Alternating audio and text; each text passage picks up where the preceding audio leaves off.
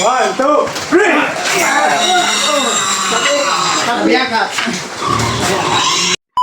Ito pala ang mga kaganapan namin nung dispera sa barangay Benguet. Maaga pa nga lang ay sinundo na ako nila Jubert sa bahay. Pupuntahan kasi namin si Ate Wing dito sa may palengke ng gubat. Ako daw muna kasi ang proxy sa kapatid niya para magluto. Hello, Mother. Kaya hatod tayo kauyong.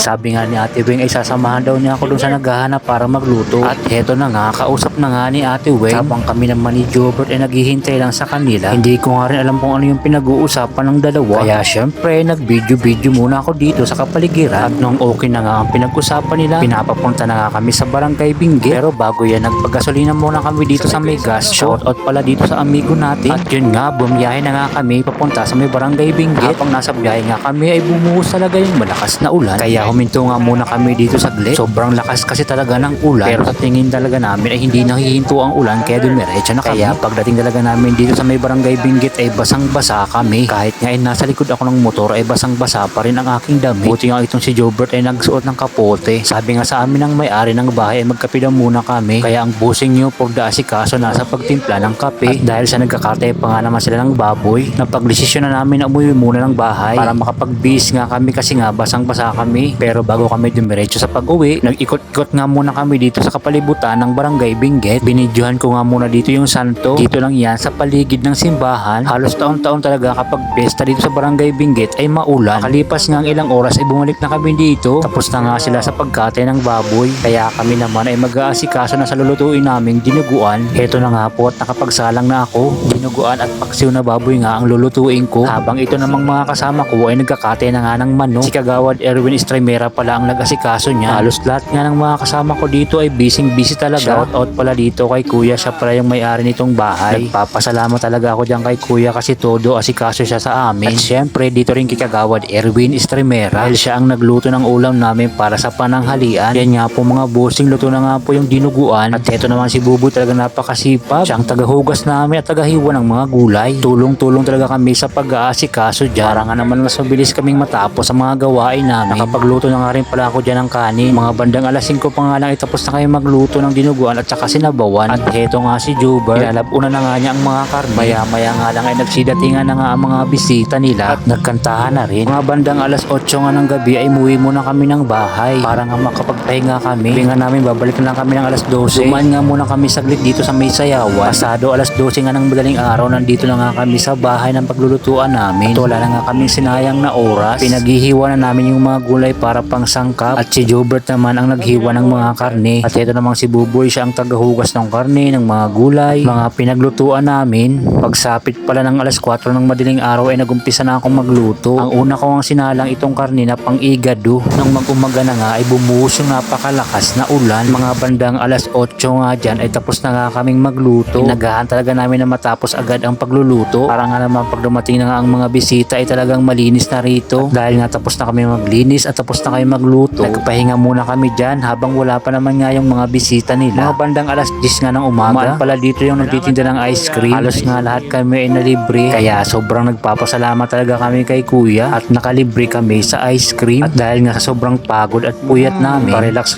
muna kami dyan. At maya-maya nga lang ay dumating na nga itong lechon. Yung pinalechon pala nilang baboy ay buo. Sobrang laki pa naman itong baboy na pinalechon nila. Sa mga laging nakasuporta pala sa mga video ko, shoutout po sa inyong lahat. Lalong-lalo na nga dito kay Vega Danilo. Salamat bossing sa pagsuporta. At dito rin pala kay Che de la Cruz. Followers ko pala to ng Barangay Santa Ana. Dito rin po kay Sara Del Feo ng Bulacan. Maraming salamat po. Itong si Jobert nga at Buboy ay nagkukulitan na naman. Naiinip na kasi itong dalawa dahil wala pa ngang yelo. Kaya hindi pa nga maumpisa ng pag-inom. May followers din pala ako na taga Barangay Hupi na nagpapa-shoutout. Pinapa-shoutout niya ang kanyang mga kapatid. Shoutout daw kay Alex Enrera at kay Dungo Enrera. Shoutout po sa inyo. Lalong-lalo na po sa inyo, Sir Abdul Aziz Enrera. Maraming salamat po sa laging pagsubaybay sa mga videos ko. Isa kayo sa mga dahilan kung bakit patuloy po ako sa paggawa ng mga content. Kaya nagpapasalamat talaga ako sa inyong lahat dahil lagi nyo po akong sinusuportahan. Sana po ay hindi po kayo magsawa sa pagsuporta sa akin. Dahil po sa inyo, mas lalo pa talaga akong sinisipagan sa paggawa ng mga content. Kaya maraming salamat po talaga sa inyong lahat. Sa mga gusto pa lang magpa-shoutout, mag-comment lang po kayo sa baba. Comment nyo lang kung saan nakakarating tong mga videos ko at kung taga saan po kayo. At ilagay nyo po kung sino po yung mga gusto nyong ipa-shoutout para sa mga susunod ko pong video ay may shoutout ko po kayong lahat. At kung may mga request po kayo mga bossing, pwede nyo pong i-comment dyan. Gagawin po natin yan sa abot po ng ating makakaya. Paano yan mga bossing? Mag-enjoy po kayo sa panonood. Maraming salamat po sa laging pagsuporta po ninyo. Hanggang dito na lang po. Maraming salamat. At lubos kami nagpapasalamat sa Estremera family. Maraming salamat po sa inyong lahat.